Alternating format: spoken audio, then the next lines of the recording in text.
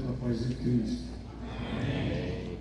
Louvo a Deus pela oportunidade de estarmos aqui, mas vamos falar aqui aquilo que Deus tem para nós. Deus há de nos dar graça. E o capítulo 15, que é o que nos foi passado, do verso 14 ao 21. Então, eu quero que você acompanhe comigo a leitura do verso 14 ao 21.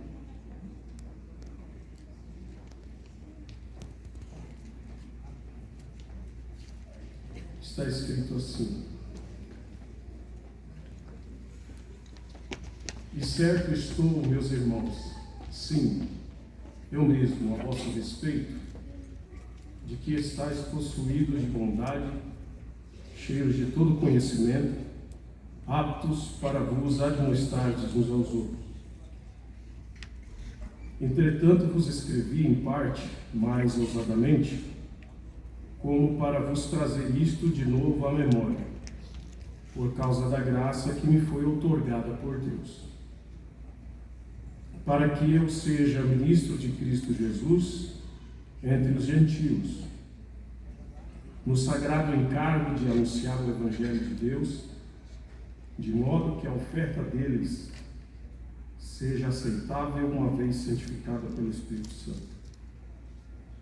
Tenho, pois, motivo de gloriar-me em Cristo Jesus nas coisas concernentes a Deus, porque não ousarei discorrer sobre coisa alguma, senão sobre aquelas que Cristo fez por meu intermédio, para conduzir os gentios à obediência, por palavra e por obras, por força de sinais e prodígios, pelo poder do Espírito Santo, de maneira que desde Jerusalém e circunvizinhanças até o Ilírio tenho divulgado o Evangelho de Cristo, esforçando-me deste modo por pregar o Evangelho não onde Cristo já for anunciado, para não edificar sobre fundamento alheio. Antes, como está escrito, hão de vê-lo aqueles que não tiveram notícia dele, e compreendê-lo os que nada tinham ouvido a seu respeito. Irmãos, capítulo 15 até o verso de número 13, ele é uma continuação, né? O assunto aqui ele tem uma continuidade desde do capítulo de número 14, aonde o apóstolo Paulo ele chega agora falando sobre o tratamento, o convívio e a dinâmica dentro do ambiente cristão ou o convívio entre irmãos. De certo modo, o apóstolo Paulo ele tem uma linguagem muito específica. Você encontra expressões repetitivas nas suas cartas. Você vai encontrar paralelismos ali com Romanos, Coríntios, você vai encontrar em Efésios, expressões repetitivas. E, de certo modo, o apóstolo Paulo, ele, embora apóstolo, mas um grande pastor, ele sempre iniciou seu raciocínio da seguinte maneira: eu fui chamado para pregar o Evangelho de Cristo Jesus. Então ele anuncia Cristo. À medida em que ele anuncia e que este Evangelho gera fruto, ele não deixa só apenas um tipo de mensagem evangelística. Ele faz uma ligação da mensagem evangelística com algo já sistematizado. Você percebe que nos escritos de Paulo, ele faz uma ligação entre pregação, doutrina e prática. Ele sempre une esses três pontos, ele não separa. Então, claramente ele está dizendo, uma vez que você entende o Evangelho, sabe como a salvação chegou até você, você também tem que entender o que isso vai refletir na tua vida. Você foi salvo, Você foi batizado no corpo de Cristo, como ele fala em 1 Coríntios capítulo 12. Uma vez que você está entrelaçado, compromissado com isso, você agora está sujeito ao corpo, às doutrinas desse corpo. E essa doutrina que domina, rege, orienta e coordena esse corpo, essa doutrina exige uma vida prática. Então todo o raciocínio do apóstolo Paulo vai ser desta maneira.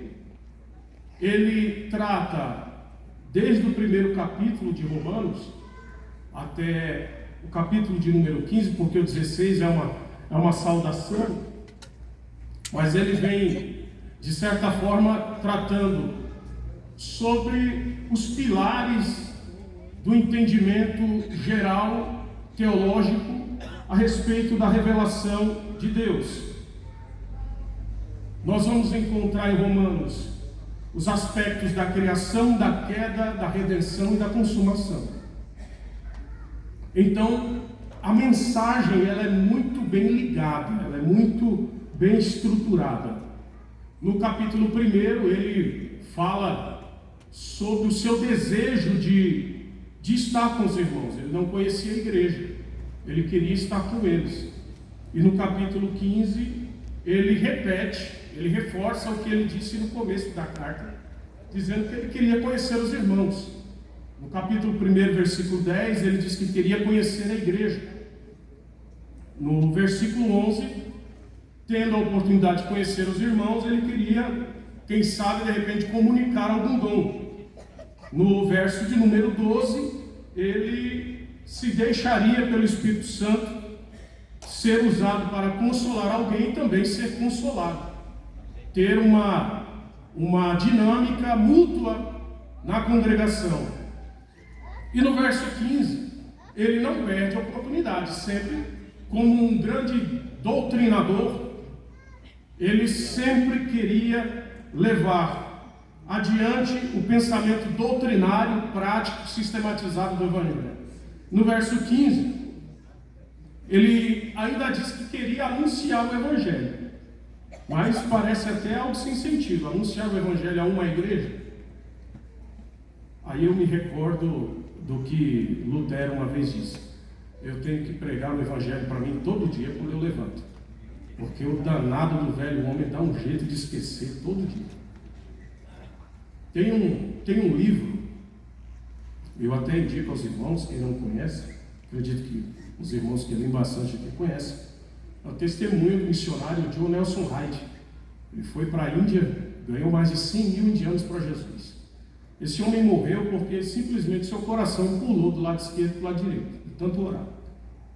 Ele dobrava o joelho para orar, ele não levantava para comer, para beber, para fazer qualquer coisa, sem que ele não ouvisse a voz de Deus dizendo: para, levanta e vai comer. Os irmãos, após a sua morte, disseram que se havia algum santo na igreja depois de Cristo, era ele. E ele costumava dizer assim: o velho homem morreu, mas não basta ter matado ele. Cave um buraco bem fundo e enterre ele, porque o mau cheiro do velho homem pode assustar as almas. Então veja, pregar o Evangelho para crente não é de agora que a gente tem que estar pregando o Evangelho para a gente, para os outros, para dentro da igreja, para dentro da igreja, para fora da igreja. A pregação do Evangelho, ela é necessária, principalmente em nossos dias. Só que isso não é de agora, é de lá. O apóstolo Paulo queria, mesmo com os irmãos, entendendo a graça, ele queria pregar o Evangelho. Só que a pregação do apóstolo Paulo, como eu disse, era uma pregação carregada de doutrinação. Paulo tinha na sua mente uma filosofia de organização, de instituição eclesiológica muito grande. Ele sempre pensava no seguinte: é um indivíduo, esse indivíduo foi salvo, trazido, batizado no corpo, ele agora faz parte do corpo. Ele no corpo agora tem responsabilidade consigo mesmo e com o corpo. E ambos precisam desembocar em uma teologia prática, Não é só de palavras, é com ações e atitudes. E ele queria pregar para esses irmãos. Ele era teólogo, mas também pastor. Ele unia as duas coisas. O apóstolo Paulo poderia falar da teologia acadêmica, mas ele tinha uma teologia pública, uma teologia popular, uma teologia simples, que até o mais ignorante entendia. Você lembra de Pedro falando a respeito de Paulo? Se você comparar o nível cultural de Paulo com Pedro, é uma coisa absurda. O apóstolo Paulo, o seu currículo é invejável. Pedro não tem tanto conhecimento assim, mas chega uma hora que Pedro, falando sobre Paulo, diz assim: olha, ele fala uns negócios aí, ele escreve umas coisas tão difíceis de entender, mas quem sou eu na fila do pão para dizer que não é verdade? A gente tem que temer, ter reverência e respeitar, porque Deus usa ele. Deus fala na boca dele. E o apóstolo Paulo tinha isso muito vívido. No capítulo 15, o versículo 24, ele fala novamente que além de pregar para a igreja, ele queria conhecer a igreja e da igreja ter um suporte para prosseguir para a Espanha.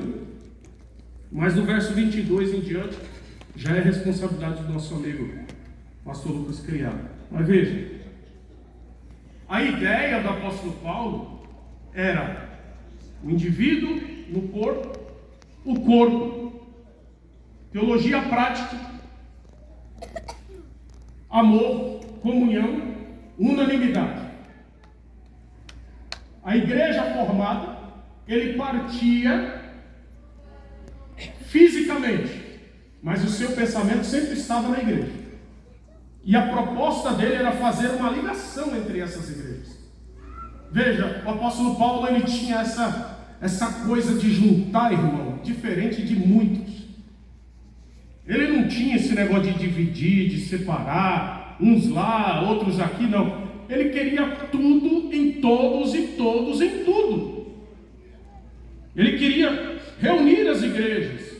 Ele queria fazer com que a linguagem entre as igrejas fosse a mesma. Então veja, ele está preocupado com a falta de maturidade de alguns irmãos na igreja.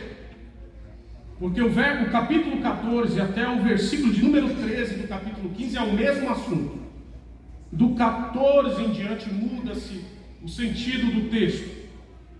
Mas veja, ele vem preocupado com a falta de maturidade de alguns irmãos dentro da igreja. E aonde é que está a maior falta de maturidade? De acordo com o capítulo 14, é com quem tem mais conhecimento. Já pensou? De outro modo, nós pensaríamos que os problemáticos seriam os ignorantes, os nécios, né? Não, justamente os que conhecem são os mais imaturos. Em que sentido o apóstolo Paulo está falando? É que alguns chegam e dizem assim: ó, eu conheço mesmo, sou dono de mim, cada um vai dar conta diante de Deus, eu vivo a minha vida.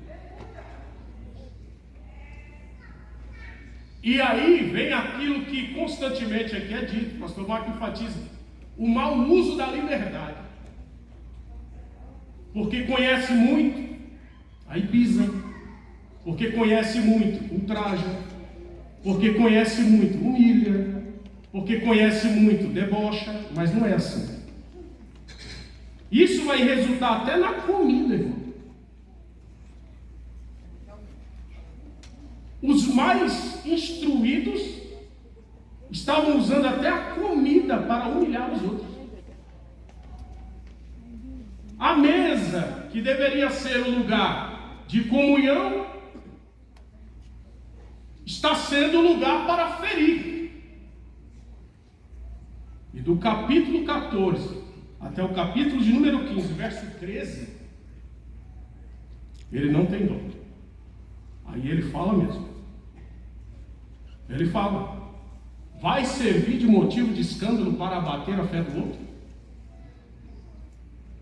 Do que adianta adquirirmos conhecimento e esse conhecimento não resultar em uma teologia prática que gere comunhão no corpo? Que adianta crescermos e esse crescimento, em vez de gerar comunhão, unidade no corpo, está gerando divisão? Deus não está nisso. Deus não está nisso. Aí eu abro um parênteses aqui. É por isso que muitas vezes Deus não responde certas orações que nós fazemos.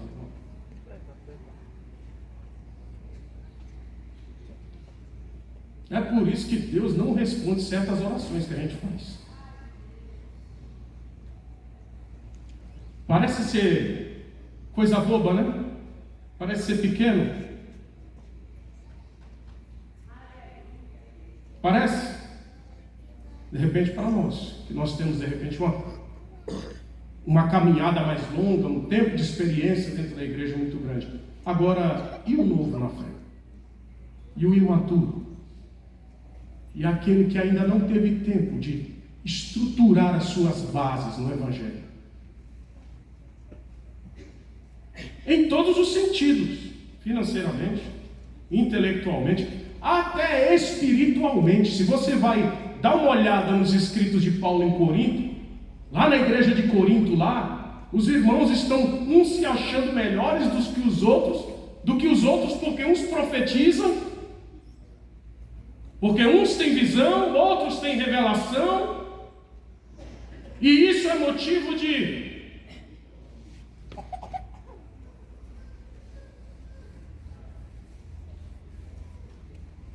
em outras palavras, para que Deus dá o dom? O dom é para complementariedade do corpo.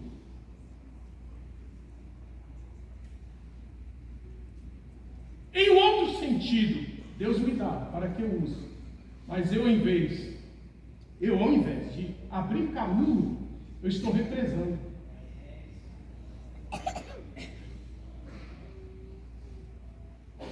Deus dá, mas em vez da gente passar, a gente está represando. Deus está prosperando, mas em vez da gente repartir, a gente está acumulando. Você lembra do maná? Guarda não.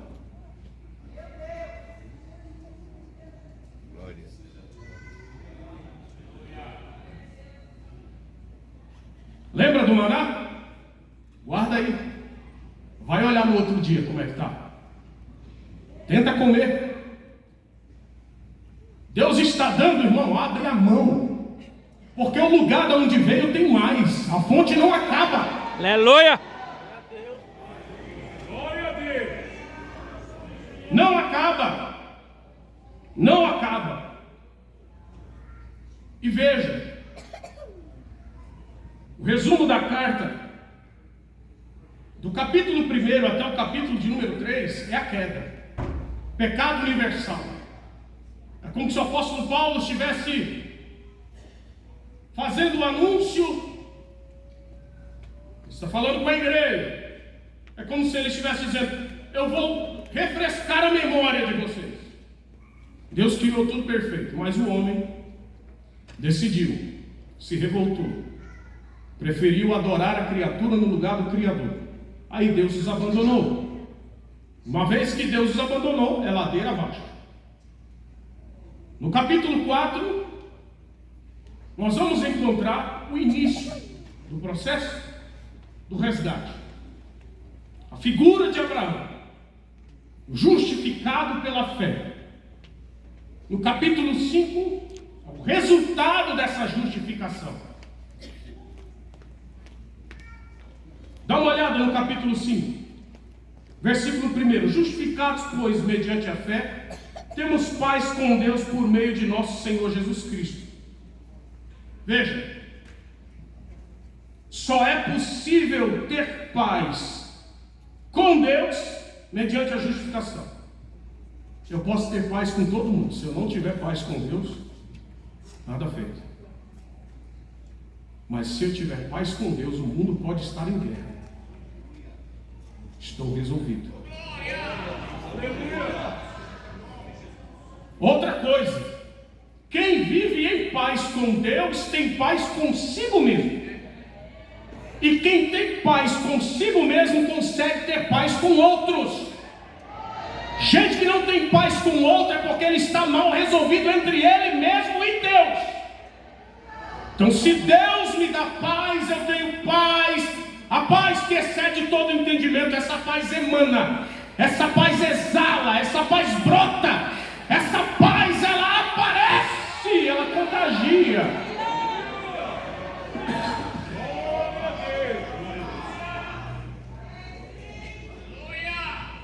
Ele é o Deus de toda a paz. Quando chegamos no capítulo de número 6, ele está falando da liberdade que nós recebemos pelo perdão, pela justificação, pela graça. Fomos livres do pecado. Veja, criação, queda, redenção. No capítulo 7 ele faz analogia entre a lei, o pecado, a graça e o casamento. Quando chegamos no capítulo 8, alguns dizem que é o auge do livro da carta, onde o Espírito Santo se apresenta como nosso Consolador, como o Deus que opera em nós as primícias do reino, as primícias do céu. Do capítulo 9 ao capítulo de número 11, o apóstolo Paulo vai trabalhar com muita profundidade a dinâmica da salvação. E ele deixa bem claro que esse tipo de água é tão profunda que não dá pé para a gente pisar. Enquanto no capítulo 2 e capítulo 3 ele diz: todos pecaram, gentio, judeu, ninguém escapa. Pecado é universal. Nos capítulos 9, 10 e 11 ele fala: olha, a dinâmica da salvação com o gentio é desse prisma, com o judeu é desse prisma. Só que não dá pé para eu pisar. Eu consigo, com alguns conceitos, tentar exemplificar. Mas o que eu posso dizer é a profundidade das riquezas, tanto da sabedoria quanto do conhecimento de Deus. Não dá pé, é uma água muito funda, é um abismo, e só Deus entra lá, só Deus opera ali. Quando chega no capítulo 12, do capítulo 12 até o capítulo de número 15, o apóstolo Paulo vai trabalhar a eclesiologia. Então veja, capítulo 1, queda. Aí ele fala: todos pecaram, destituídos. Capítulo de número 3, e ele começa a trabalhar a dinâmica da salvação.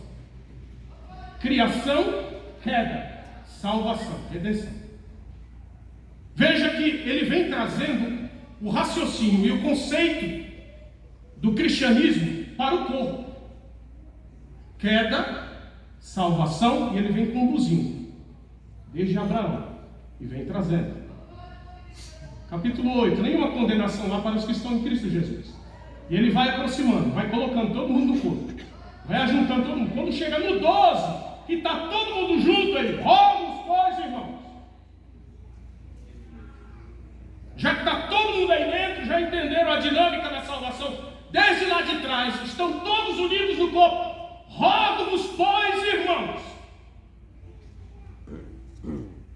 pela compaixão de Deus, que apresentei os vossos corpos por sacrifício vivo, santo e agradável a Deus, que é o vosso culto racional. E não vos conformeis com este mundo ou este século, mas transformai-vos pela renovação do vosso entendimento, para que experimentais qual seja a boa, perfeita e agradável vontade de Deus.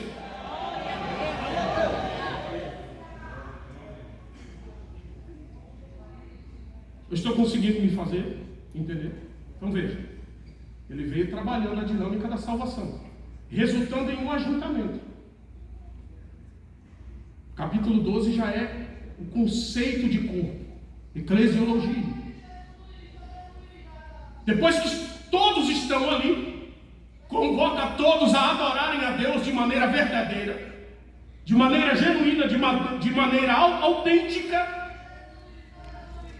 Ele agora começa a doutrinar esta igreja.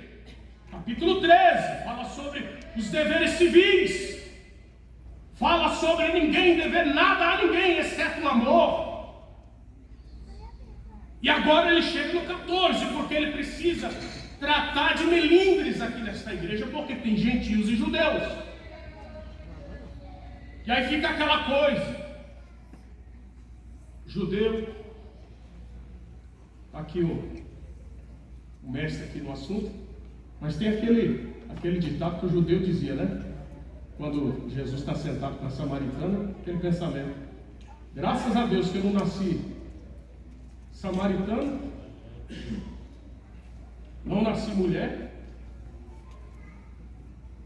e não nasci um animal. O raciocínio religioso do judeu é uma coisa impressionante. Você imagina esse povo agora dentro de uma comunidade. Esses mesmos problemas vão acontecer. Gálatas, Colossenses, são corriqueiros. Aonde tiver ser humano, irmão, o problema é o mesmo. O problema é o mesmo. Só mudou o paletó, só mudou o endereço, não, mas é o mesmo problema. Aonde tem judeu com gentil, irmão, um está querendo engolir o outro. Aí ele precisa falar: irmãos, acolham uns aos outros.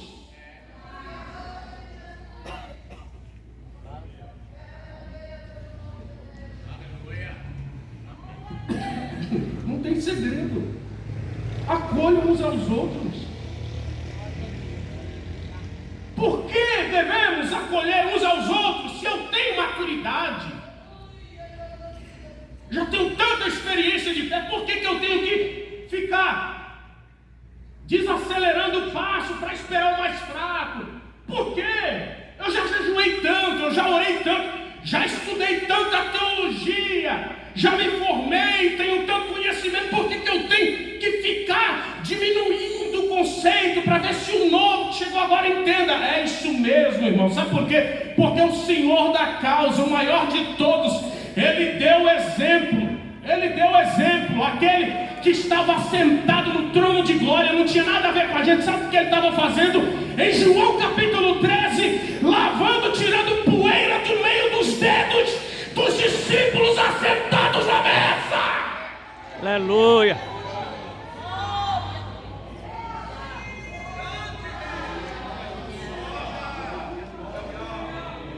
Como é que pode?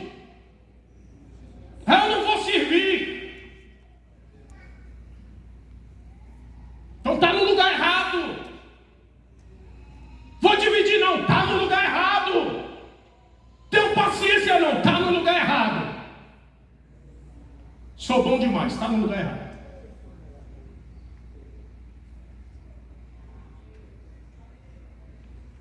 E o tempo todo ele poderia usar a sua própria figura como instrumento, como régua, mas ele usa sempre Cristo.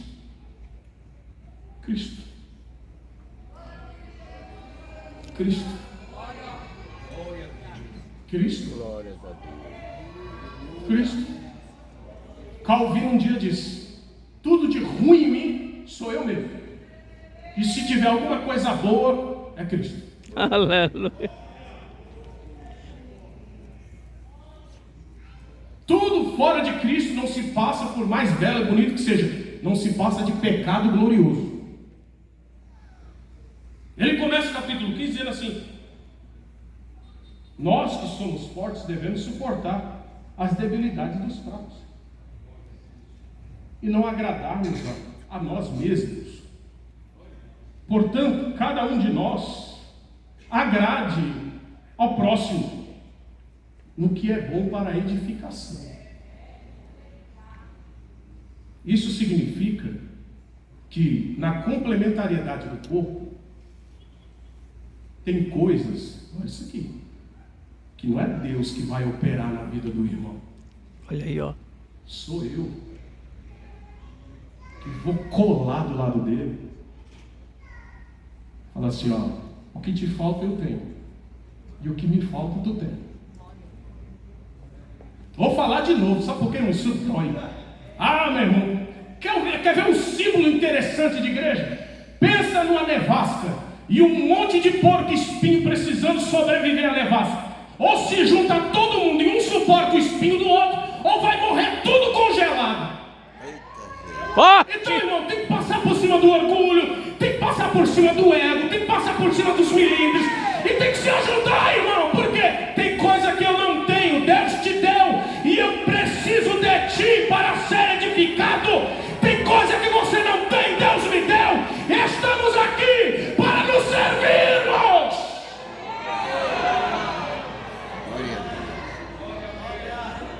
Aleluia! Acabar com esse negócio de individualismo. É meu, ninguém toca. Não é teu, é de Deus. Ah, fui eu que pensei. Foi Deus que te deu iluminação. Ah, porque eu faço? Não foi Deus que te fez capaz.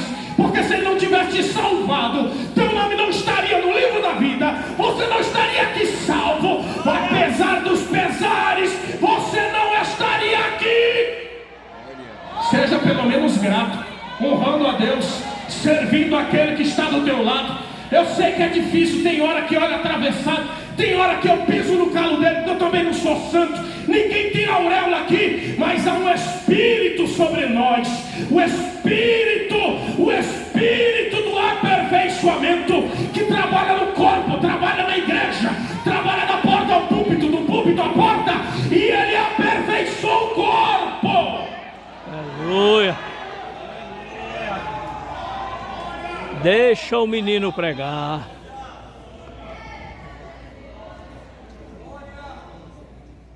Aleluia.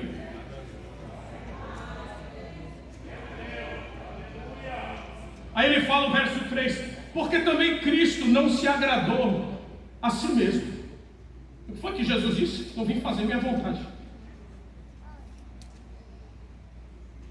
Antes, como está escrito, as injúrias dos que te ultrajavam caíram sobre mim. Pois tudo quanto outrora foi escrito para o nosso ensino, foi escrito a fim de que, pela paciência e pela consolação das Escrituras, tenhamos esperança.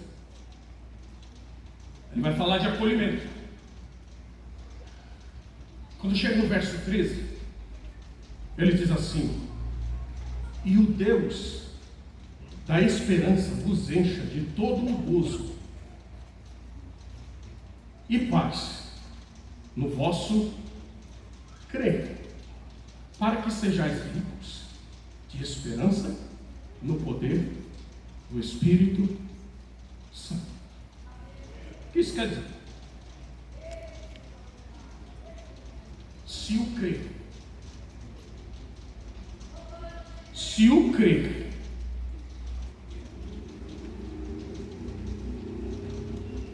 é genuíno no Deus de paz, o resultado é plenitude, é ser rico de esperança no poder do Espírito Santo. Veja, aí no 14 ele diz assim: e certo estou, convencido, que a vosso respeito, de que estáis possuídos de bondade, cheios de todo conhecimento, aptos para vos admoestares uns aos outros. Perceba que há uma, como eu disse no começo, há uma semelhança de linguagem. A didática do apóstolo Paulo, ela é muito específica. Porque quando ele vai lidar com a igreja mais problemática do seu ministério, que é a igreja de Corinto, 1 Coríntios capítulo 1, do verso 1 ao 7, ele diz assim: Paulo, chamado pela vontade de Deus para ser apóstolo de Jesus Cristo, e o irmão Sóstenes, a igreja de Deus que está em Corinto, aos santificados em Cristo Jesus, chamados para ser santos, com todos os que em todo lugar invocam o nome de nosso Senhor Jesus Cristo, Senhor deles e nosso. Graça a vós outros e paz, da parte de Deus nosso Pai e do nosso Senhor Jesus Cristo. Sempre dou graças a meu Deus a vosso respeito. Ele está falando a mesma coisa lá, Romanos, né? O que ele está fazendo? Ele primeiro dá um docinho, né? Deixa eu... Começa pela sobremesa aí. Fica com o encanto do pudim aí. Ele está elogiando a igreja.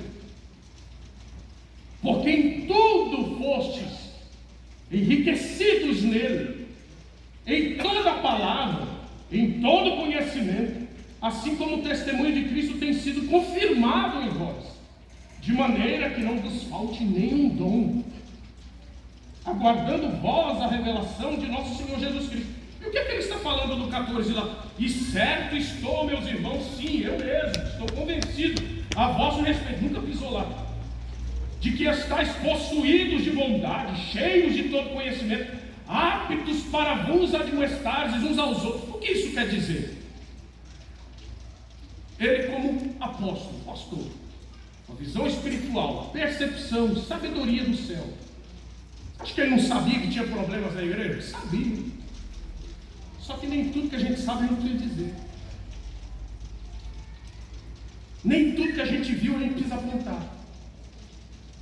Problema em todo lugar tem, é só cavar que você acha. Defeito todo mundo tem, é só chegar perto. Ninguém é melhor que ninguém, irmão. Todo mundo é igual. Fica 3 dias sem tomar banho, todo mundo fica insuportável. Tem uns que ficam até menos. Menos dias já está ruim. Ninguém melhor do que ninguém, irmão. Passa um dia sem escovar o dente, é conversando daqui lá na porta. Misericórdia, é o bafo de onça. Ninguém melhor do que ninguém. Mas ele, como pastor e apóstolo, ele olha, tem problema? Tem defeito? Tem, mas quer saber? Eu fui chamado para edificar o corpo. Vocês estão cheios de todo conhecimento e sabedoria. Isto aqui não é mentira. Ele não está inventando, ele não está adulando, ele não está passando a mão, não, pelo contrário. Ele está em primeiro lugar reconhecendo que a igreja pertence a Deus e não a ele. E quem dá o diagnóstico do que deve ser mudado ou não é Deus. Ele é apenas um plantador. Então ele, como mordomo, ele está olhando, realmente é de Deus esse povo. E se esse povo é de Deus, tem conhecimento, tem sabedoria, tem dom, tem diversidade de dons. A igreja é de Deus. Então tudo isto ele já dispensou sobre a igreja. Eu estou apenas reconhecendo, mesmo com todos os problemas.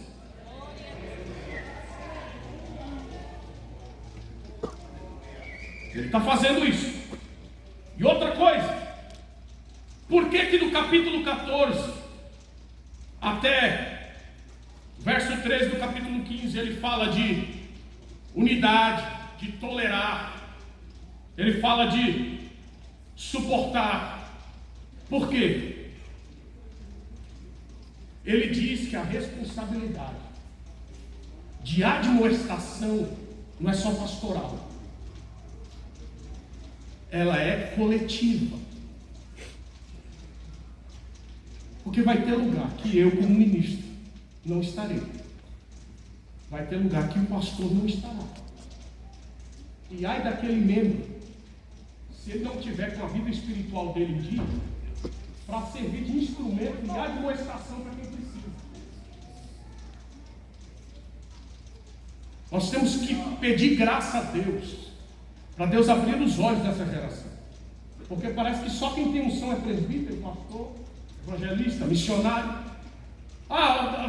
Eu só creio na oração se a irmã fulana fizer. Eu só creio na imposição de mãos se o pastor Marco colocar, o pastor Maurinho for lá na minha casa visitar. Irmão, deixa eu te fazer uma pergunta. Você sabe o dia do arrebatamento? Você tem corda? Vai lá na casa do pastor Maurinho, então.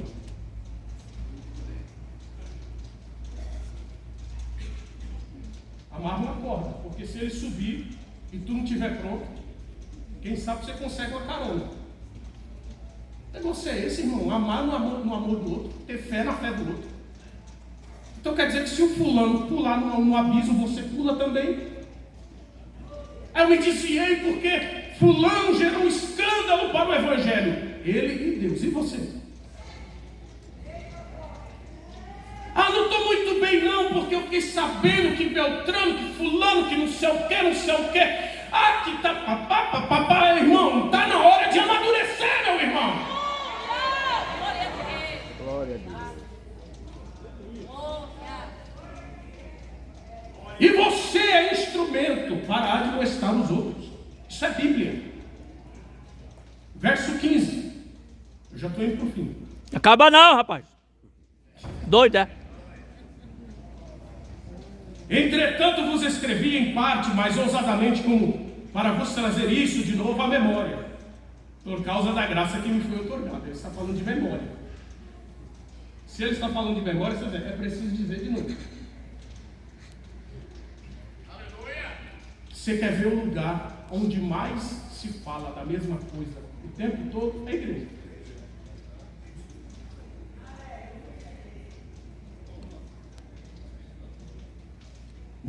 Se tem um lugar que é proibido inventar alguma coisa, é dentro da igreja. Aqui a igreja, meu irmão, é um looping, ó. Looping. Repetição. Ciclo contínuo. A palavra é a mesma aqui, ó.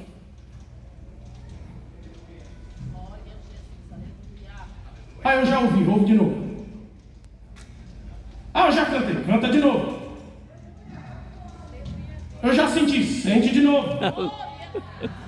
Eu já pulei, pula de novo. Já ajoelhei, ajoelha de novo.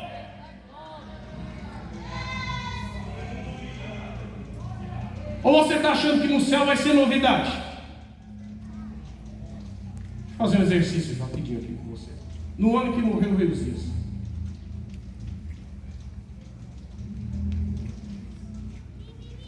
qual foi o cântico?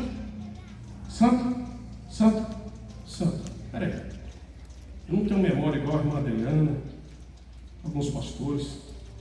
Eu vou ler porque a minha memória não está boa. Quer dizer, nunca foi. Vamos lá, Isaías. Aproximadamente 7 séculos antes de Cristo. É isso mesmo? Vamos lá. Santo, santo, santo, não é isso? Serafins? Não pensa nada.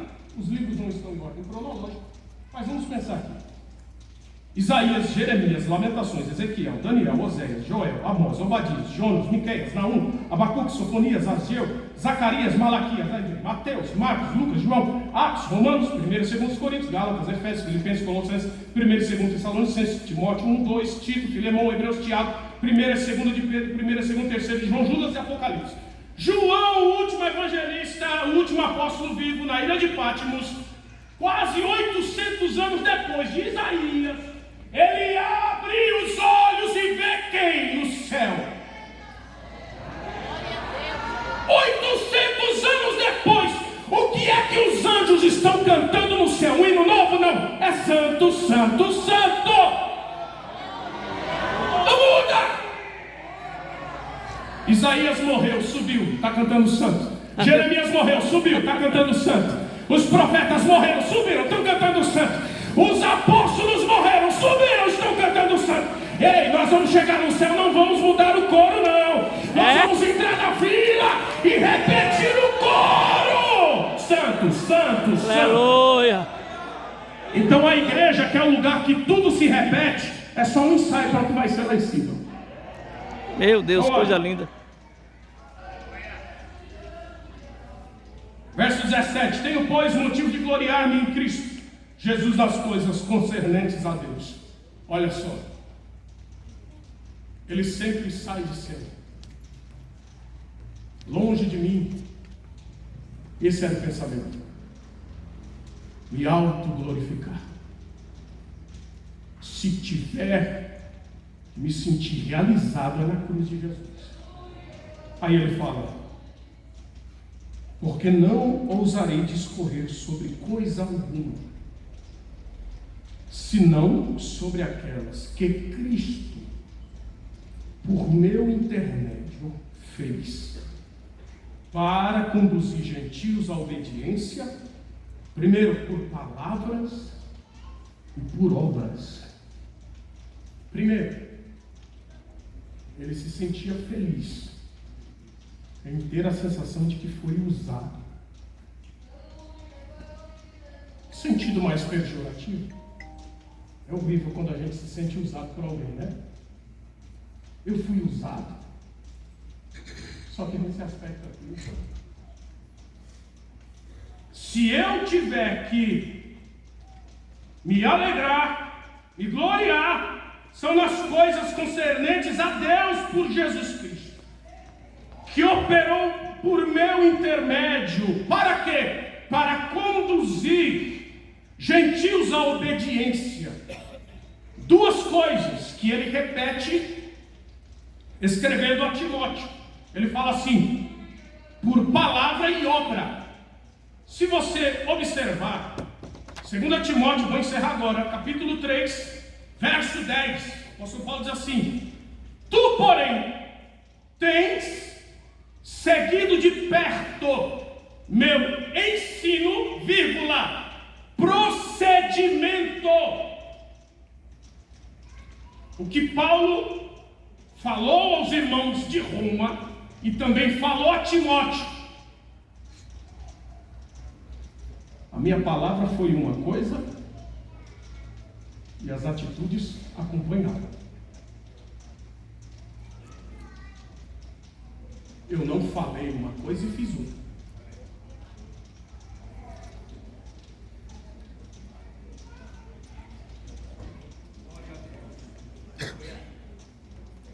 Paulo pregava aos ouvidos e aos olhos.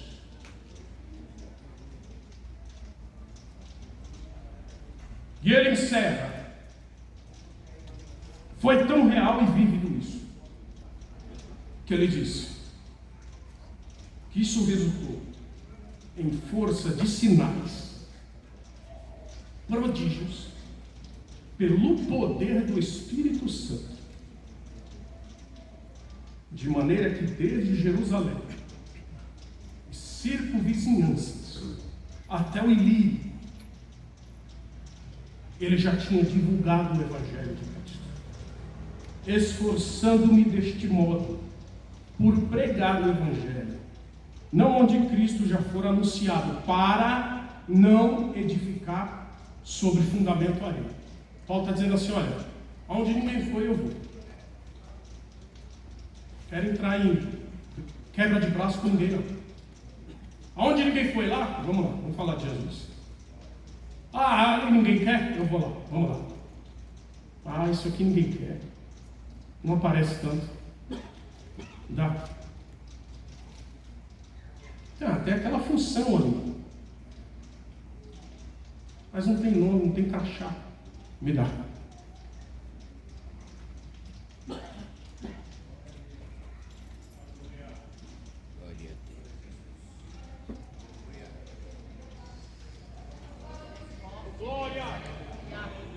Nós estamos tão embebidos nesse negócio de publicidade.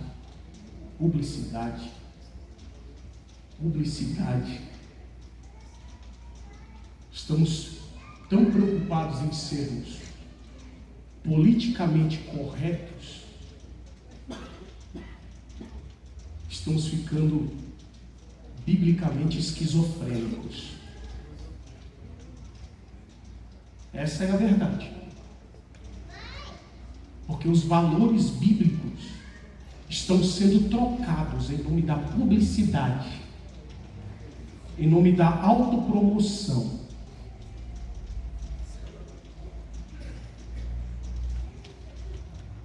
O homem escreve, 2 Coríntios, capítulo 11, ficou agarrado a um pedaço de pau. uma madrugada inteira no meio do oceano para atravessar e cuidar das igrejas. Sofreu quarentena, foi açoitado. Meu irmão, um homem falava 5 idiomas, dupla cidadania, um dos maiorais da sinagoga, aprendeu aos pés de Gamaliel, neto de Hilel. Quem era Paulo, irmão? Um touro imparável. O homem era tão forte, mas tão poderoso, cheio de autoridade, que o próprio Jesus usa a figura dele, o chama de touro mesmo. Ele diz: dura coisa é para ti recalcitrar contra os aguilhões. Paulo estava como um touro, irmão, não queria parar. Mas o touro pode ser grande e forte do jeito que for. Quando Deus coloca a mão, fica manso. Abriu mão dos seus diplomas, abriu mão das suas credenciais, abriu mão dos seus títulos e viajou, entregou a sua vida aos mais horrendos sofrimentos que nós sequer imaginamos. Morreu sozinho, quase cego, mas ele disse uma coisa: me gastarei, me deixarei gastar. Ele não tinha vida por preciosa. Que o Senhor nos faça assim. Deus os abençoe em nome de Jesus. Oh, aleluia. Boa esta palavra, rapaz.